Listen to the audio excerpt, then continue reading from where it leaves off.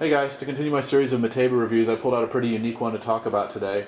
Emilio Guisoni, the guy who designed all of their guns, was mostly known for his funky revolvers, but he did design a couple semi-autos too, and this is one of them. And actually, I believe it's the first gun that he designed and that Mateba produced. It's the Mateba MT1, and from what I've put together, there's like no information about these online, but this was introduced in 1977. And I actually found this magazine on French eBay. It's a French magazine called Cible, and it's from 1978, if that shows up, but it does have an article about the gun, and it's just mostly a preview. It doesn't have a whole lot of actual content to it, but from what I put together, it was produced in late 70s at the very least, and yeah, it's a competitive style gun. It has the competition grips and everything. It's chambered in 22 long rifle. And before I get going on this review too much, I have to admit that I've never really had a gun in this class before, this sort of competitive style gun. So if you have any input on it, if you see something in there that you could comment on or whatever, just, you're totally welcome to leave a comment or send me a message or something. And I'd be interested to learn more about these types of guns, because, I'm just not really in that scene. So, anyway, some basics about the gun. Like I said, it's chambered in 22 long rifle. It's got a hammer fired action, which I don't know, I didn't expect that in a competition gun. I always just thought they were striker fired, but like I said, I don't really know what I'm talking about with those. Everything to do with firing it is actually adjustable. It has a lot of adjustment possibilities. The trigger is adjustable in several different respects. The sights are adjustable in a few different ways, so it was really designed to be personalized and customized to the shooter's preferences. But yeah, I'll get into that stuff in a little bit when I start talking about the ergonomics. I thought I'd start talking about first the looks of it. I'll show you the other side of it too. As you can see, it has this sort of Olympic style grip thing here. That's the first thing I noticed, and I was kind of concerned about it because I never had a gun with this type of grip before, and I didn't know if it would fit my hand, and I didn't know if I'd have to end up getting custom grips just to be able to shoot it. Plus I like shooting two-handed, and I didn't know how this would work out, but it works out fine. Anyway, I'll get to that in a little bit, but gun itself looks, there's no secret that I'm into the weird guns if you've watched my other videos, and this one doesn't really appeal to me in the same way that some of the other Matebas do, as far as being just really goofy looking and weird. It's a little more standard looking, but to be honest, the looks have grown on me since I've gotten it. It's sort of, it was produced in the late 70s. It sort of has this late 70s Italian retro futuristic vibe. It kind of reminds me of, like, I don't know, Lamborghini Countach or something, with the angles and sort of the rake back sort of swept look. It's kind of grown on me actually, and I kind of appreciate it now. The gun itself, I got it because, honestly, I got it because I'm trying to fill out my Guisoni collection, and it doesn't appeal to me like the MTR8 or the Unica or anything like that, but I just figured eventually I'm going to want to have one of these. There's only 10 of them in the country. There was one that's been available on Gunbroker forever. It's just not being sold because it was, it was overpriced actually, but so it was just sitting there, and I felt like I should get it while it was still available, because otherwise I'll never see one again. I'll have to search high and low just to find one, and I'd just always be kicking myself. So I just went ahead and bought it, overpaid for it, but at least I have one now. And yeah, it's actually grown on me. I like the gun a lot so far, so that's just sort of the backstory on how I got it. Next I'll get into the ergonomics. To me, one of the more obvious ergonomic components of this gun that hits you right away are the grips. They're ergonomic, Olympic style, competition style. I don't really know what the word is for them, but I was a little concerned when I first got the gun because I wasn't sure if the grips would fit my hand right. My hand's pretty much average size, but you never know. It turns out it fits great. It really locks your hand in solidly. Every time you pick the gun up, it feels the same. You're grabbing it the same way, and it's just so rigidly locked into your grip that it feels almost like it becomes an extension of your arm, which I think is pretty cool, and I really like holding it. When I first got the gun, there were some little jags right there, so I had to file those down a little bit because they were kind of cutting my finger here. But once I did that, the grips really felt great, and balance of the gun is good, so all that stuff, it feels great in the hand. Another ergonomic component is the mag release here, which is this sort of little paddle that sticks up. I don't know if that shows up, but pull that back, mag comes out. Then to put the mag in, push that in, and push it up.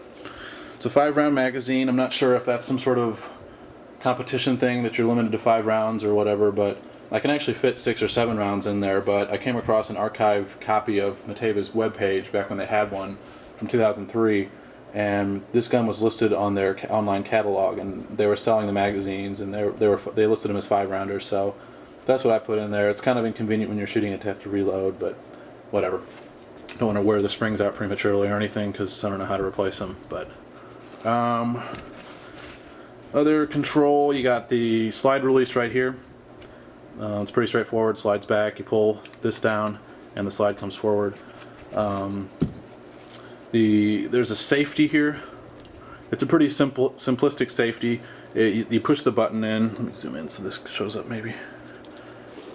There's a sort of a button lever thing. You push that in, and you can see it's like a transfer bar, the equivalent of a transfer bar. It raises up out of the way so that when this hammer, it's a single action only gun, the hammer, when it comes down, it doesn't hit anything. It just goes into nothingness. Whereas if the safety is deactivated, you push it in again, move the firing or the transfer bar back down into position. Now the hammer will hit the transfer bar, which goes into the firing pin and sends off a round. So kind of a simplistic safety, but it works. And this is something I kind of had to figure out on my own. The gun was supposed to come with a manual, but it didn't, and the guy who sold it to me is supposed to be getting one, but we'll see if that happens. So a lot of these controls and the disassembly and everything I had to figure out on my own. But so that's the safety. Sights, they are adjustable. I'll show you that a little bit when I take the gun down. You have to disassemble it, but there's a little screw right there, and you raise that, and it raises the sights up and down, and then you can move it left and right. So yeah, so that's pretty much the ergonomics and the controls of the gun. Show you a little bit of the sight picture there. Front sight's pretty broad, which, I don't know, for me when I'm target shooting I like a precise front sight, which is a little smaller, but I don't know, pretty accurate with this, so it works out okay for me. So that is sort of an overview of the ergonomics and the controls of the gun. Next I'll just talk briefly about the size of it. I don't really have any common 22 pistols anymore. I used to have a Buckmark, but now most of my 22s are kind of strange, so they won't really be good as a reference point for most people. So I pulled out my most common semi-auto, which is an old Beretta 92. It's one of the ones from the 70s actually. But just to kind of get an idea for the size of this thing, it's pretty long, pretty just big overall, I think, for a 22 especially.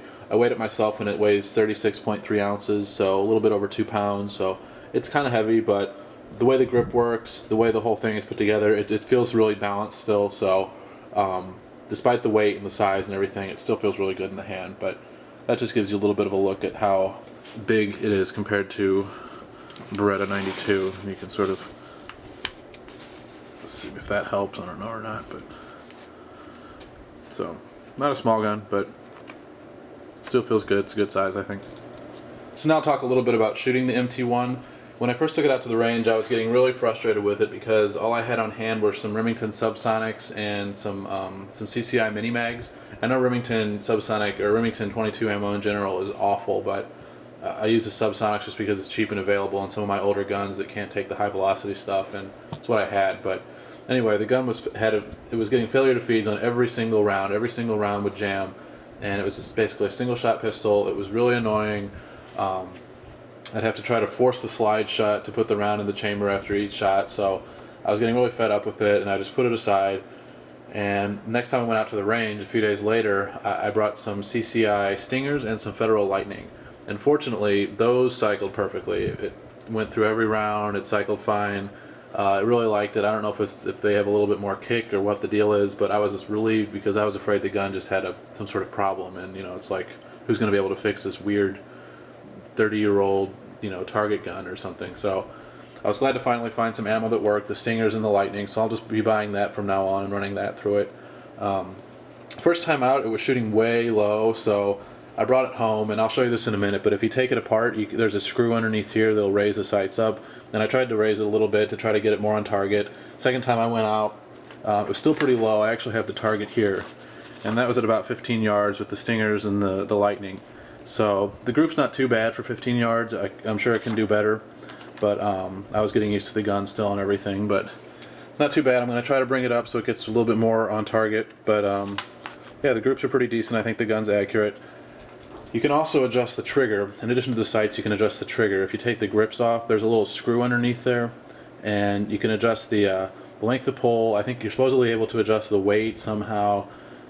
This is what was said in that French magazine, but I don't have the manual, so I'm not really sure on the specifics. I figured out how to adjust the length of pull, so I do have it pretty short. In fact, I'll show you what the pull is like. I'll help put the safety up so the firing pin's not hitting anything, but see if you can see that. So I'll just pull it. I got it set so it's really short. It's pretty light, and with the grip being so comfortable, you know, it's probably not a great idea for me to be dry firing this, but whatever. The grip being so comfortable, it's really pretty pleasant to shoot, and I think that helps with the accuracy too. So shooting, it's a lot of fun. Now that I got the ammo figured out, I'm going to really enjoy shooting it, I think, and once I get the sights figured out especially.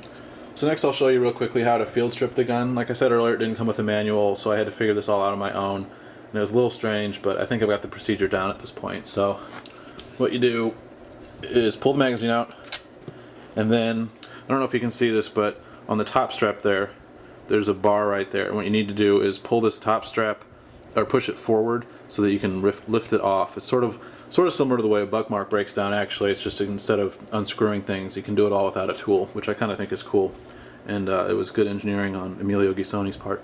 Anyway, so what you do is raise this sight up. It's spring loaded. You can raise it up, push it forward, and that pops off. I got the hammer down so that way I can just lift this right out, and it's broken down. So it's actually, like I said, I think pretty well engineered in that respect. It's really fast to break down. You know, you can get in there and clean it now, and sort of see some of the inner workings of the gun right here too.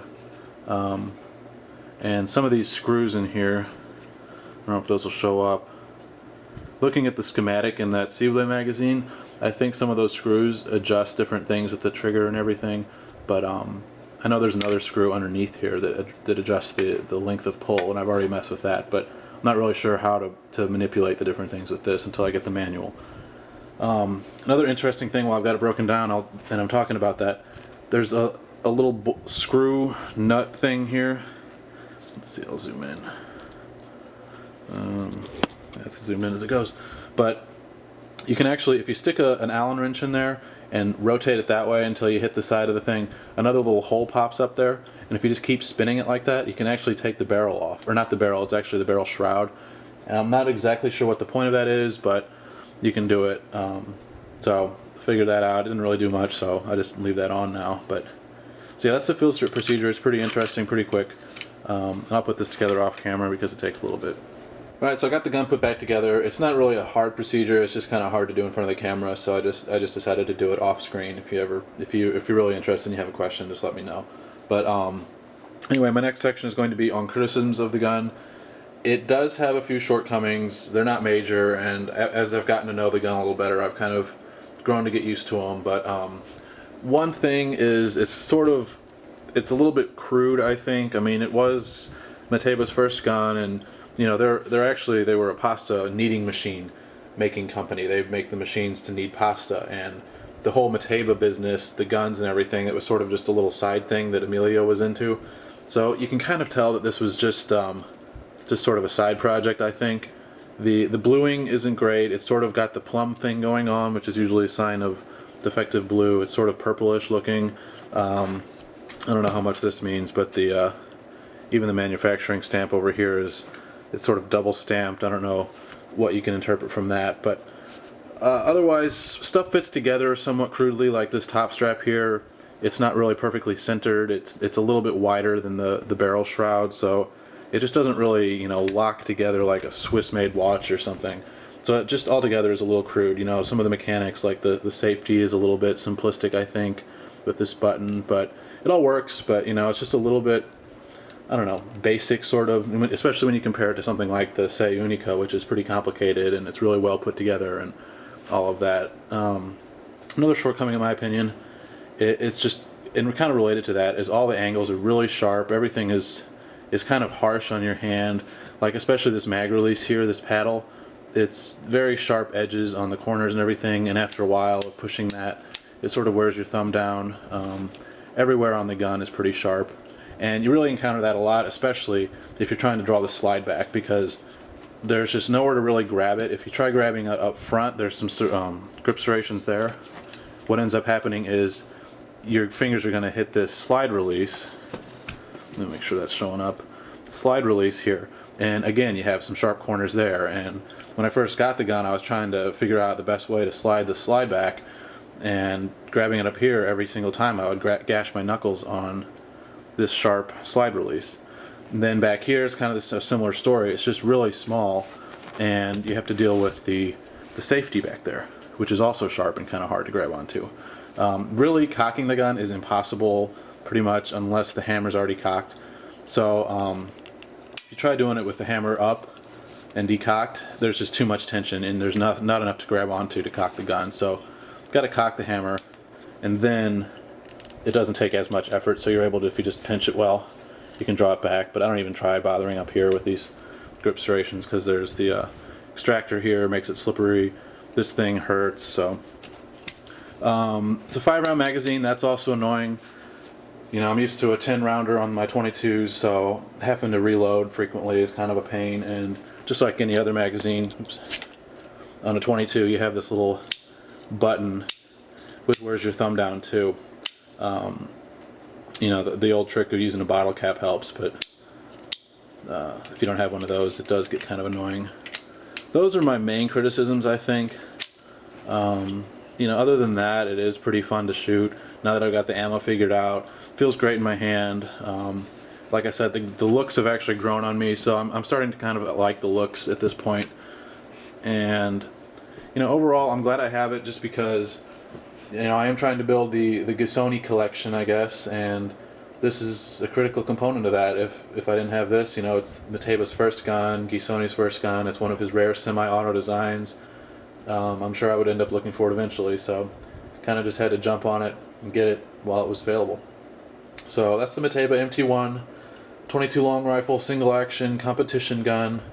I'll put up, you know, I've promised to put up an MTR8 shooting video, and I'm going to make videos of every single one of these things being shot at some point. I'm waiting for a good chance when I have an opportunity to go shoot on some private land, instead of, you know, being at a noisy stall at a shooting range or something like that where it's all distracting. But I want to put up some good quality shooting videos of these things, so just keep an eye out for that. Subscribe to my channel. It will happen eventually, probably this summer.